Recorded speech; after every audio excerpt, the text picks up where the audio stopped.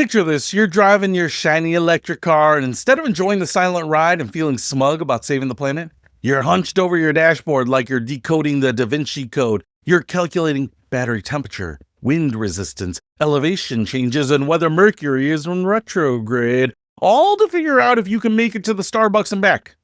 Welcome to the wonderful world of electric vehicle range anxiety, where everyone's suddenly a meteorologist and a physicist rolled into one neurotic package. What's happening, Panda Nation? Peter Von Panda here, and let me tell ya, watching electric car owners calculate their remaining range is like watching someone trying to predict the stock market using tea leaves and their horoscope. It's equal parts fascinating and completely ridiculous. Now, listen, don't get me wrong, I get where this obsession started. Back in the early days of electric cars, finding a charging station was like finding a unicorn riding a bicycle. You had maybe 3 charging spots in your entire state, and 2 of them were probably broken or occupied by someone treating it like their own parking spot. Listen, you had to be a mathematical genius just to survive with electric cars. Range anxiety wasn't just anxiety, it was a legitimate survival skill. But here's the thing that cracks me up now.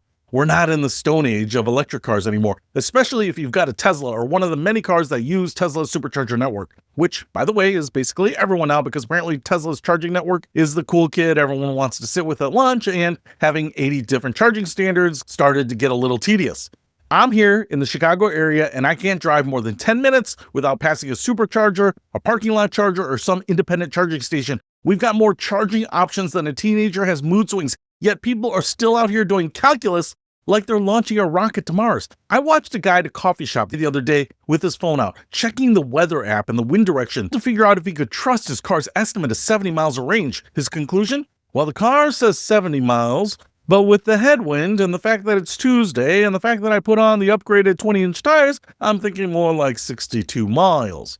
Dude, it's a 7-mile drive to Target and you're not crossing the desert. Here's my question, Panda Nation. When's the last time you calculated the exact aerodynamic impact of a crosswind on your gas mileage, right? Me? Never.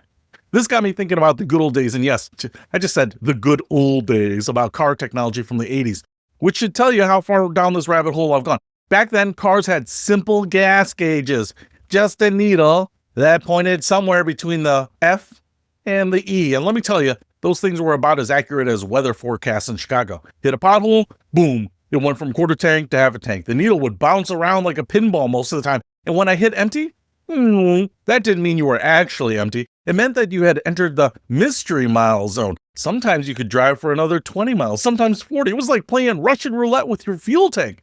But you know what we did? We dealt with it. We didn't break out a scientific calculator and start measuring the molecular weight of gasoline. Even today, in my trusty Buick, which by the way is basically a living room on wheels, the miles to empty feature is about as reliable as a politician's campaign promise.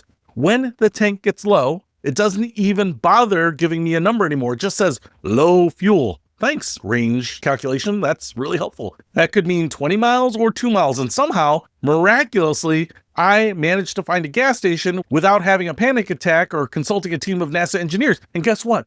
I've never been stranded. I've never found myself on the side of the road with an empty gas tank. So here's my revolutionary idea.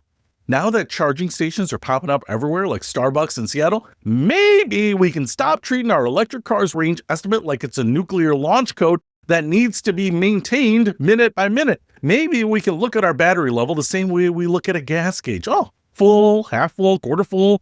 Time to find a charger. I know, it's a radical concept, using the technology as intended instead of second guessing it like it's a magic 8-ball. Look, I'm not saying don't be prepared, plan your trips, know where the chargers are, all that good stuff. But can we stop turning around to figure out if we can figure out the range calculation that the car is giving us with the range calculation that you did because you're smarter? How about we just look at the capacity left in the battery? 80%, 70%, 20%? Oh, geez, 20%. I better find a charger. What do you think of that, Panda Nation? Are you one of these range calculators, or do you just trust the car and roll with it? Let me know. I'm curious to see how deep this rabbit hole goes, and maybe the mental anguish that goes with it. So until next time, remember, sometimes the best technology is the technology that lets you stop thinking about technology. Peter Von Panda.